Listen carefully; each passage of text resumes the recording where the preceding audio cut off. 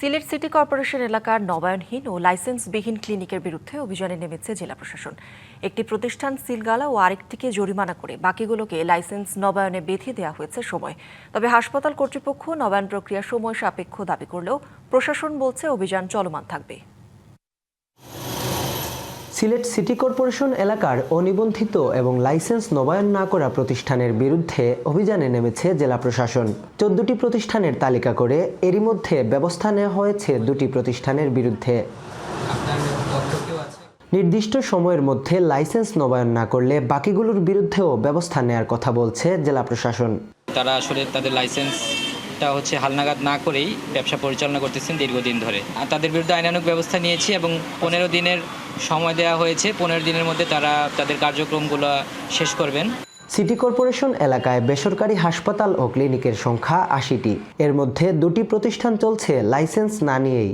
এছাড়া আরও 12টি প্রতিষ্ঠানের নিবন্ধনের মেয়াদ শেষ হলেও নবায়ন হয়নি। দেশ জুড়ে যে কোনো কেনাকাটায় 10,000 টাকার বেশি অফার, তাই পেমেন্ট মানেই বিকাশ। আবেদন করলেও স্বাস্থ্য বিভাগের অবহেলায় লাইসেন্স নবায়ন প্রক্রিয়া আটকে আছে, জানালেন বেসরকারি ক্লিনিক ও হাসপাতাল মালিকরা। 24 সার্টিফিকেট যখন আসার পরে আমি 25-26 আবেদন করব। আমি প্রসেসিংয়ে আছি। তথ্য জমা দিয়েছি, ওটা ভিজিটে আসলে পরে স্বাস্থ্য ওই সিভিজন অফিস থেকে ভিজিটে আসলে পরে তখন তারা ওইটা করে আর কি রিনিউয়েশন করে। ওইটা তো আমি জানি না, এই প্রথম জানলাম।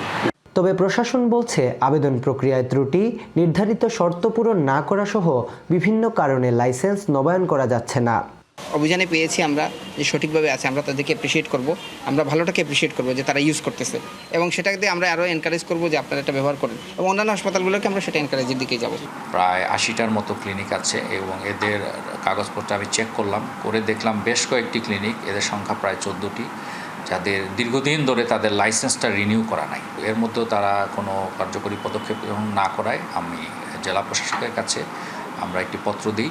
স্বাস্থ্যসেবার মান উন্নয়নে এই অভিযান, বলছেন তারা। Tawhidur Rahman Shah, DBC news, Sylhet.